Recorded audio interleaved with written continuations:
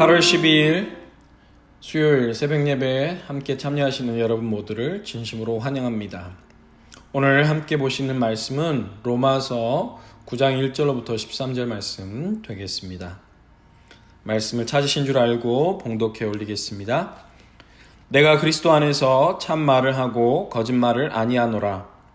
나에게 큰 근심이 있는 것과 마음에 그치지 않는 고통이 있는 것을 내 양심이 성령 안에서 나와 더불어 증언하노니 나의 형제 곧 고륙의 친척을 위하여 내 자신이 저주를 받아 그리스도에게서 끊어질지라도 원하는 바로라.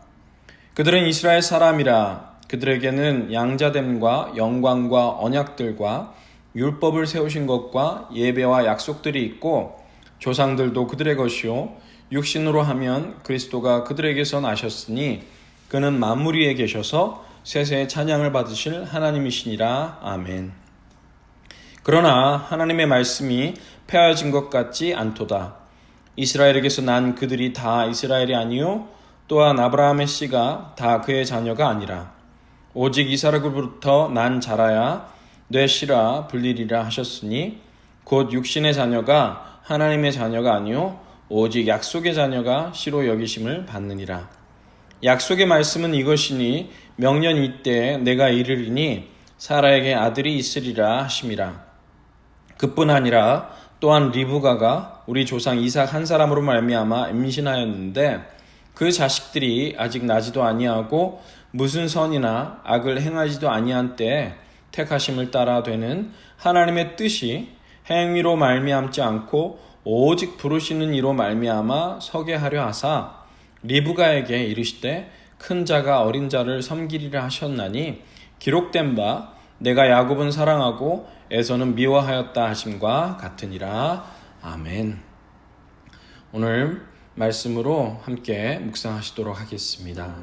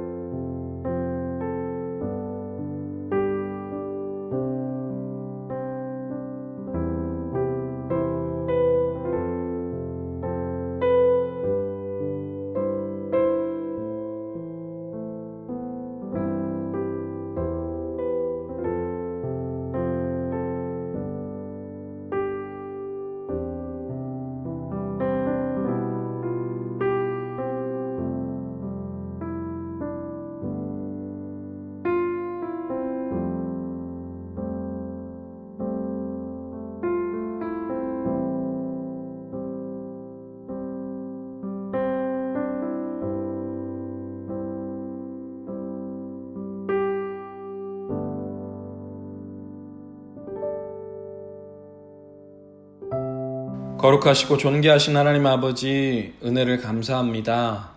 오늘 이렇게 귀한 말씀 앞에 나와 주님의 진리를 밝히 깨닫고 또 이 말씀을 온전히 삶으로 살아낼 수 있는 은혜를 베풀어 주시옵소서. 감사드리옵고 예수님의 이름으로 기도하옵나이다.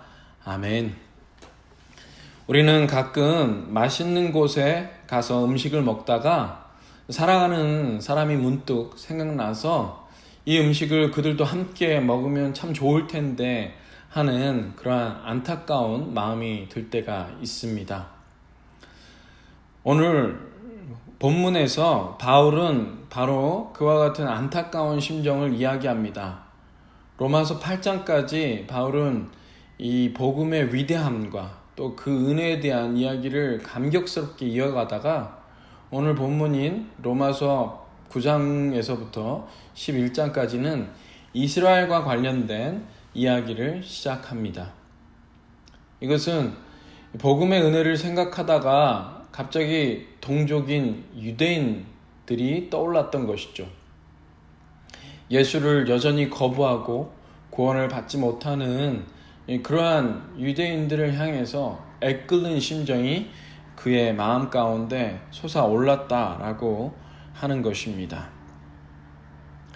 이 편지를 통해서 사도 바울은 이스라엘 백성들, 유대인들이 이 구원과 어떠한 관련이 있는지를 논증하고 있는데 오늘 본문은 그 논증의 출발점이라고 할 수 있습니다. 이것을 통해서 우리는 구원이란 어떻게 이루어지며 또한 구원과 관련해 우리가 가져야 될 마음의 자세는 무엇인지 함께 생각해 보도록 하겠습니다. 먼저 이 바울은요, 구원과 관련해서 구원받지 못하는 이들을 향해서 애타는 심정을 가져야 된다라는 것을 가르쳐 주고 있습니다. 오늘 성경 말씀에 보면 1절로부터 3절까지에 다음과 같이 나와 있죠. 내가 그리스도 안에서 참 말을 하고 거짓말을 아니하노라.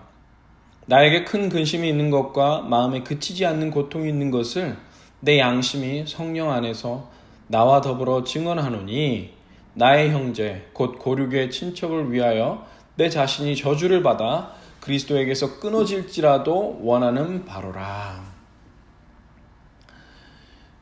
그 동족 유대인들을 향해서 애끓는 심정, 저들이 제발 구원을 받았으면 하는 그런 안타까운 심정이 얼마나 컸던지 그가 표현하는 이 단어들이요 굉장히 감정적인 것이라 할 수 있습니다.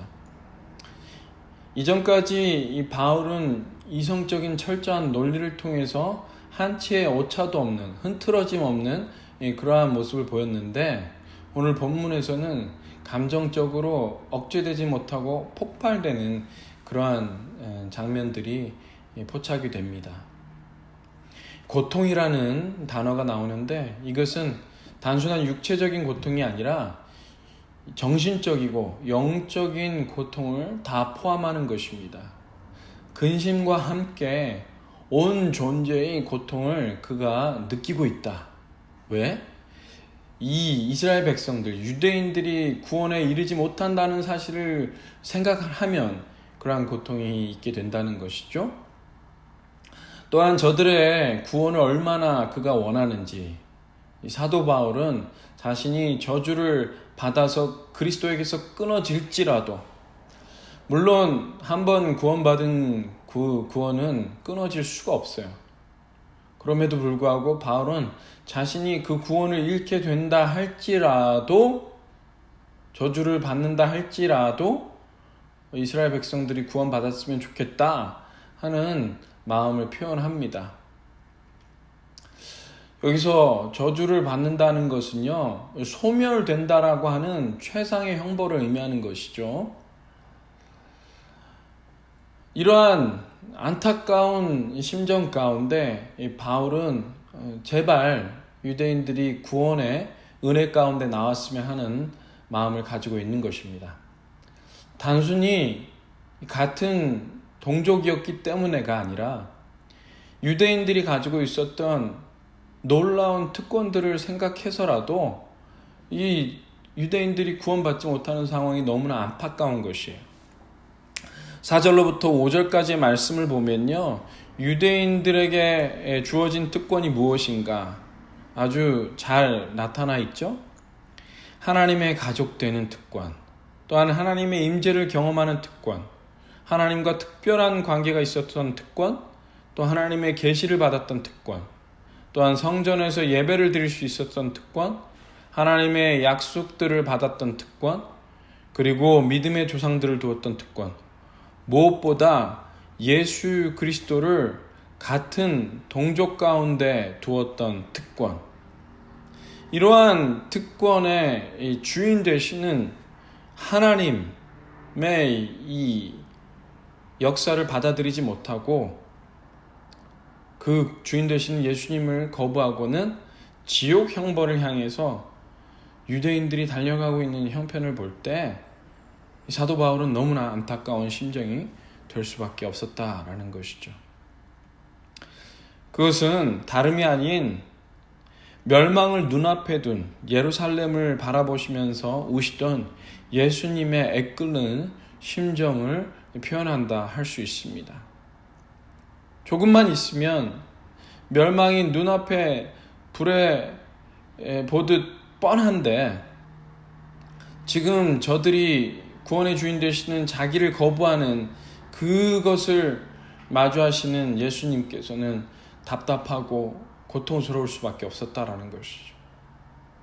마찬가지로 사도 바울 또한 지금 죽어가고 있는 유대인들이 예수님 앞에 나오지 못하는 그 형편이 너무나 안타깝고 고통스러웠다는 것이에요.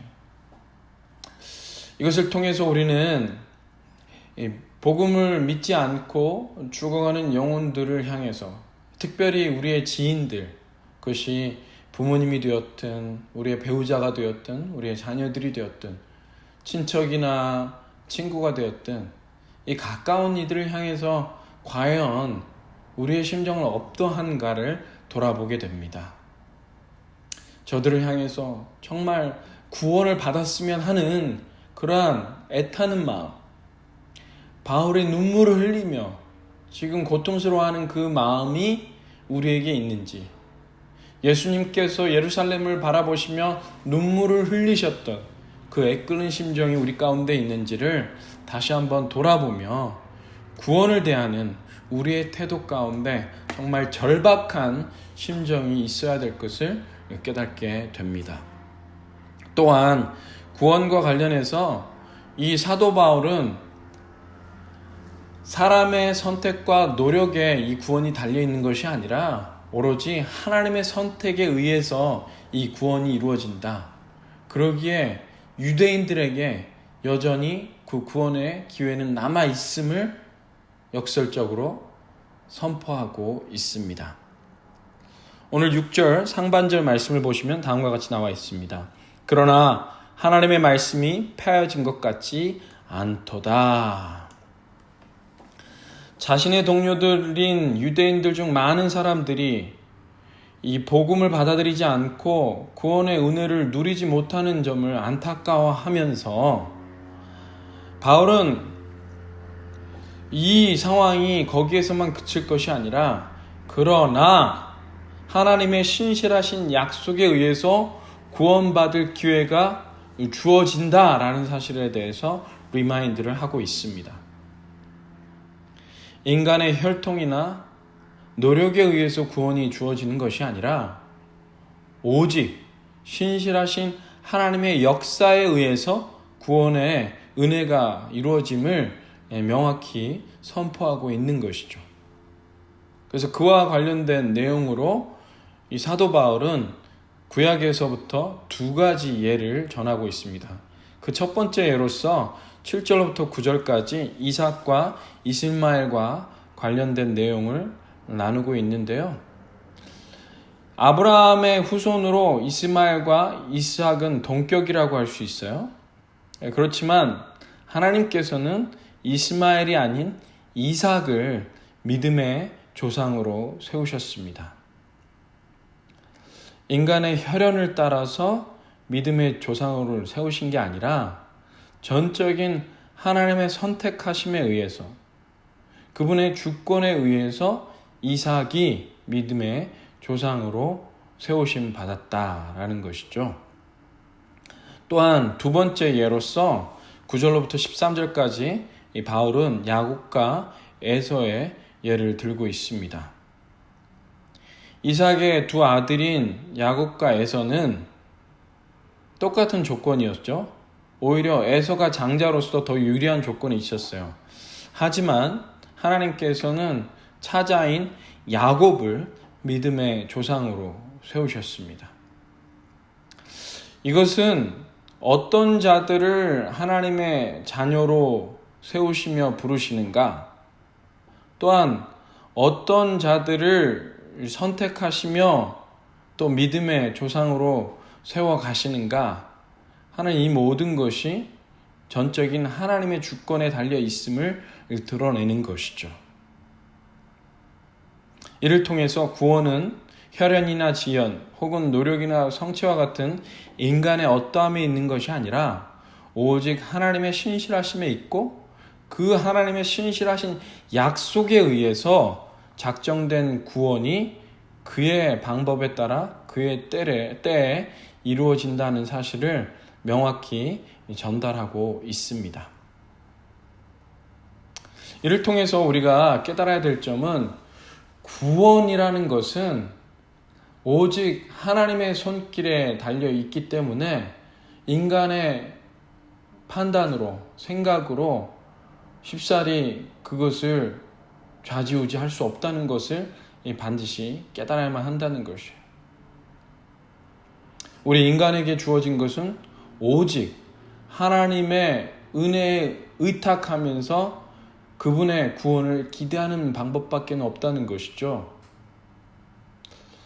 우리의 사랑하는 지인들이 아직 구원받지 못하고 있는 형편이 있다면 그들을 향해서 우리가 행할 수 있는 가장 특별한 방법은 무엇인가 하니 그들의 구원을 위해서 하나님께 애끓는 심정으로 중보하는 것입니다. 인간의 눈으로 볼 때는 너무나 완고하고 너무나 마음이 강팍하여서 언제 저가 구원의 기쁨 가운데 나올 수 있을까 우리는 의심하고 좌포자기하기 쉽지만 그러나 하나님의 신실하신 손길에 의해서 저가 언제라도 구원받을 수 있음을 우리는 분명히 기대할 수 있다는 것이에요. 그래서 그 구원의 기대 가운데 포기하지 않고 기도하며 나아갈 때 하나님의 놀라운 영광을 맛볼 수 있는 날이 올 수 있다는 것이죠. 예전에 함께 사역하셨던 목사님께서 전도에 특심이 있으셨습니다. 그래서 어떻게 그렇게 열심히 전도를 하게 되셨는지 그 동기를 물어보니까요. 그분이 뒤늦게 예수님을 믿게 되어서 너무 그 구원의 감격을 만나는 사람들마다 잘 전했는데 전하지 못한 사람 가운데 특별히 친했던 한 친구가 있다고 합니다. 자기가 어렸을 때부터 너무나 친했던 친구라서 방탕하던 자신의 모습을 잘 아는 친구였는데 그 친구에게만큼은 유독 복음, 예수 그리스도를 믿으라는 말을 전할 수가 없었다라는 것이에요. 나중에 내가 제대로 살아서 떴떳하게 복음을 전할 수 있을 때 그때 가면 예수 믿으라고 해야지. 그렇게 차일피일 미루다가 어느 날 전화를 받게 됩니다. 그 전화는 사랑하던 친구가 갑작스러운 사고로 세상을 떠났다라는 소식을 알려주는 전화였습니다. 그 전화를 받고는 목사님께서 펑펑 울었다는 거예요. 왜 기회가 주어졌을 때 예수님을 전하지 못했을까? 복음을 전하지 못했을까? 그것이 너무나 천추의 한이 되어서 지금은 만나는 사람들마다 기회가 있을 때마다 복음을 전하는 일에 열심을 다하고 있다라는 말씀을 하셨습니다. 그렇습니다.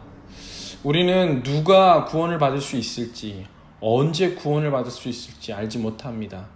그러나 해야 할 일은 단 한 가지, 때를 얻든지 못 얻든지 주님의 구원의 소식인 복음을 전하는 일만 해야 한다는 것이죠.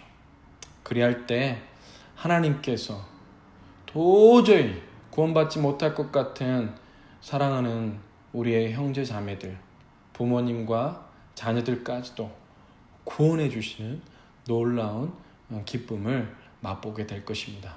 그와 같은 은혜를 누리시는 저와 여러분들 되시기를 간절히 축원합니다. 오늘 말씀을 기억하시면서 함께 기도하겠습니다. 특별히 구원받아야 될 영혼들을 떠올리면서 우리가 기도하기 원하는데요. 우리 지인들을 위해서 오늘 이 시간에는 간절한 마음으로 기도하기 원합니다. 주님, 사랑하는 우리의 부모님, 우리의 배우자, 우리의 자녀들 가운데 아직도 예수 믿지 못하는 분이 계십니까? 꼭 예수 믿어 구원 얻을 수 있도록 해달라고 간절하고 애끓는 심정으로 함께 기도하시겠습니다.